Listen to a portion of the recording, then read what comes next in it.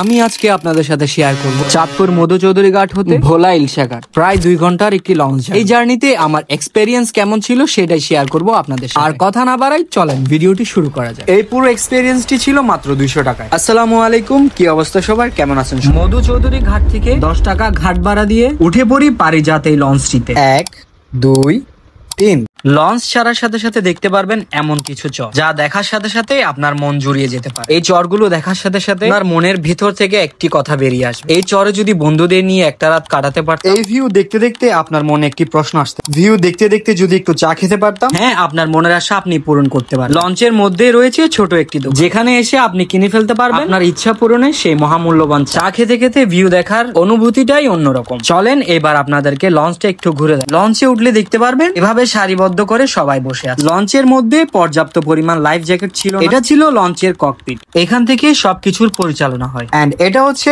Engine room. পুরো লঞ্চটি চলে ইঞ্জিনের সাহায্যে, এখান থেকে বের হয় ইঞ্জিনের ধোঁয়া। এটা হচ্ছে লঞ্চের ককপিটের ভিউ, এটা হচ্ছে লঞ্চের ফ্রন্ট সাইড। ফ্রন্ট সাইডের ভিউটা এমন, এবং এটা ছিল লঞ্চের ব্যাক সাইড। ব্যাক সাইডের ভিউটা ছিল এমন, এবং রয়েছে টয়লেটও। আপনি চাইলেই প্রকৃতির ডাকে সাড়া দিতে পারেন। এবং কিছু মানুষকে দেখবেন সময় কাটানোর জন্য মোবাইলে গেম খেলছিল, এবং কিছু মানুষকে দেখবেন তাদের জীবিকার জন্য লঞ্চের মধ্যে বিভিন্ন ধরনের ঔষধ সেল করতে, এবং মন চাইলে কানে হেডফোন দিয়ে নদীর দিকে তাকিয়ে নদীর অপরূপ সৌন্দর্য উপভোগ করতে পারে। 2 তলা ওঠার পর দেখতে পেলাম কিছু মানুষ সারিবদ্ধ করে বসে আছে, আর কিছু মানুষ শুয়ে বসে তাদের সময় পার তাদের গন্তব্য স্থলে যাওয়ার জন্য। মাঝপথে শুরু হয়ে যায় বৃষ্টি। বৃষ্টির কারণে আরো সৌন্দর্য বেড়ে যায় নদী। তা দেখে অন্যরকম একটা অনুভূতি হচ্ছে। মন চাইলেই আমার মতো চানাচুর খেতে পারবেন লঞ্চের মধ্যে। কিছু মাছ ধরা নৌকাও দেখতে পারবেন। মেঘলা আকাশ, বৃষ্টি, নৌকা সবকিছু মিলেই ভালোই লাগছিল। চলেন আপনাদেরকে এই ভিডিওটি পুরো সিনেমাটিক আকারে দেখাই।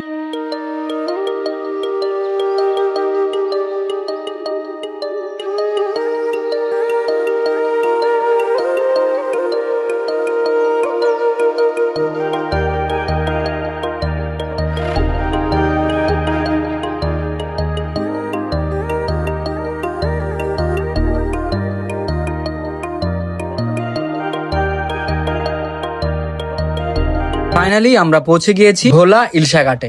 তো দেখা হচ্ছে নতুন কোনো ভিডিওতে। ততদিন সুস্থ থাকবেন, ভালো থাকবেন, আমার জন্য দোয়া করবেন। আসসালামু আলাইকুম।